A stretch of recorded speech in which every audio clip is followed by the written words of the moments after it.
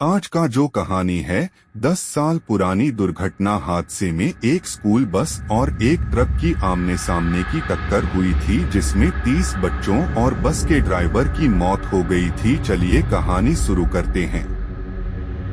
गांव के बाहरी इलाके में एक सुनसान सड़क थी जिसे लोग दुर्घटना वाली सड़क कहते थे। यह सड़क 10 साल पहले हुए एक भयानक हादसे के लिए कुख्यात थी। हादसे में एक स्कूल बस और एक ट्रक की आमने सामने की टक्कर हुई थी जिसमें 30 बच्चों और बस के ड्राइवर की मौत हो गई थी। तब से लोग कहते हैं कि इस सड़क पर रात में चीख पुकार और बच्चों की हंसी की गूंज सुनाई देती है। लेकिन विशाल, जो शहर का एक युवा पत्रकार था, इन अफवाहों को एक झूठ मानता था। वह इस सड़क और उस हादसे की सच्चाई जानने के लिए उस गांव पहुंचा। विशाल ने गांव के लोगों से हादसे के बारे में पूछा। बुजुर्गों ने उसे चेतावनी दी, रात में उस सड़क पर मत जाना। जो वहां गया वह वापस नहीं लौटा। विशाल ने इसे एक पुरानी लोक कथा समझा और रात को सड़क पर जाने का फैसला किया। रात का समय था। चांद बादलों के पीछे छिपा हुआ था और हवा में एक अजीब सी ठंडक थी। विशाल ने अपनी बाइक ली और अकेले उस सुनसान सड़क की ओर बढ़ गया। सड़क पर सन्नाटा पसरा था। विशाल ने अपनी बाइक रोकी और एक वीडियो रिकॉर्ड करने लगा। अचानक उसे दूर से बच्चों की हंसी सुनाई दी। उसने इधर-उधर देखा, लेकिन वहां कोई नहीं था। थोड़ी दूर चलने के बाद उसे सड़क किनारे एक लाल रिबन पड़ा मिला। यह वैसा ही रिबन था जैसा स्कूल के बच्चों की यूनिफॉर्म में होता है। वह इसे उठाने के लिए झुका, तभी एक तेज ठंडी हवा का झोंका उसके पास से गुजरा। जैसे जैसे विशाल आगे बढ़ता गया, सड़क पर माहौल और भी डरावना होता गया। पेड़ों की छायाएं अजीब अजीब आकृतियां बना रही थीं। अचानक उसकी बाइक अपने आप बंद हो गई। विशाल ने बाइक को स्टार्ट करने की कोशिश की, लेकिन असफल रहा।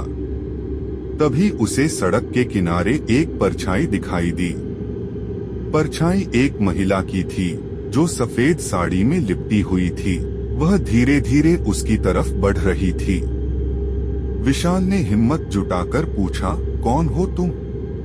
यहाँ क्या कर रही हो? महिला ने कोई जवाब नहीं दिया। उसकी आंखें सुर्ख लाल थीं और वह कुछ दूरी पर आकर रुक गई।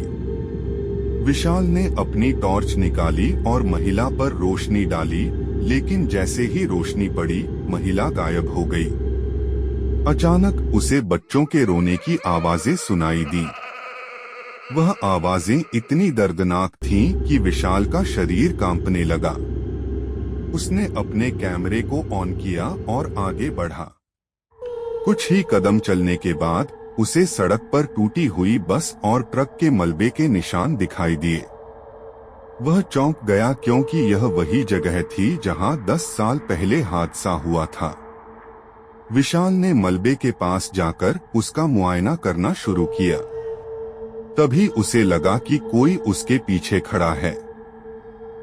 उसने पलटकर देखा तो वहां एक छोटा बच्चा खड़ा था। बच्चे की आंखें खाली और ठंडी थीं। उसने कांपते हुए पूछा, तुम कौन हो? बच्चे ने धीमे स्वर में कहा, हम यहाँ फंसे हुए हैं, हमें यहाँ से बाहर निकालो। विशाल ने पूछा, तुम यहाँ क्यों हो और तुम्हारे साथ क्या हुआ? बच्चे ने कहा, उस दिन जब बस और ट्रक की टक्कर हुई तो हम सब यहीं मर गए, लेकिन हमारी आत्माओं को शांति नहीं मिली। जो भी इस सड़क पर आता है उसे हम अपनी कहानी सुनाने की कोशिश करते हैं। बच्चा अचानक गायब हो गया, लेकिन उसके साथ ही विशाल को अपने चारों ओर कई परछाइयां नजर आने लगी।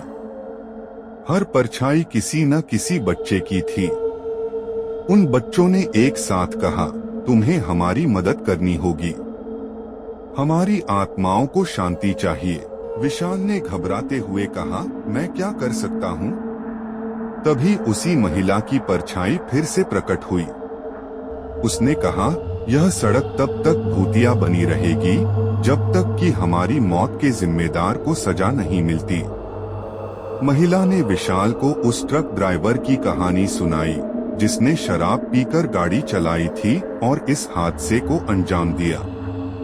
ट्रक ड्राइवर हादसे के बाद भाग गया था और कभी पकड़ा नहीं गया। विशाल ने अपने कैमरे में सब रिकॉर्ड किया और महिला से वादा किया कि वह इस सच्चाई को दुनिया के सामने लाएगा। सुबह होते ही सब कुछ शांत हो गया। महिला और बच्चों की आत्माएं गायब हो गईं। विशाल ने बाइक स्टार्ट की और गांव वापस लौट गया। गांव लौटकर उसने पुलिस और मीडिया को इस घटना की जानकारी दी। उसने उस ट्रक ड्राइवर के खिलाफ सबूत जुटाए और उसे सजा दिलवाई। सड़क पर हादसे के बाद से होने वाली घटनाएं रुक गईं। गांव के लोग अब उस सड़क से डरते नहीं थे। लेकिन विशाल के मन में हमेशा यह सवाल रहा कि क्या वह इन आत्माओं की मदद करके सचमुच उन्हें शांति दिला पाया। 10 साल पुरानी दुर्घटना की गूंज न केवल एक डरावनी कहानी है, बल्कि यह इंसानी गलतियों और उनकी कीमत की। अगर ये वीडियो आपको अच्छा लगा हो तो हमारे चैनल को लाइक और सब्सक्राइब करना न भूलें। धन्यवाद।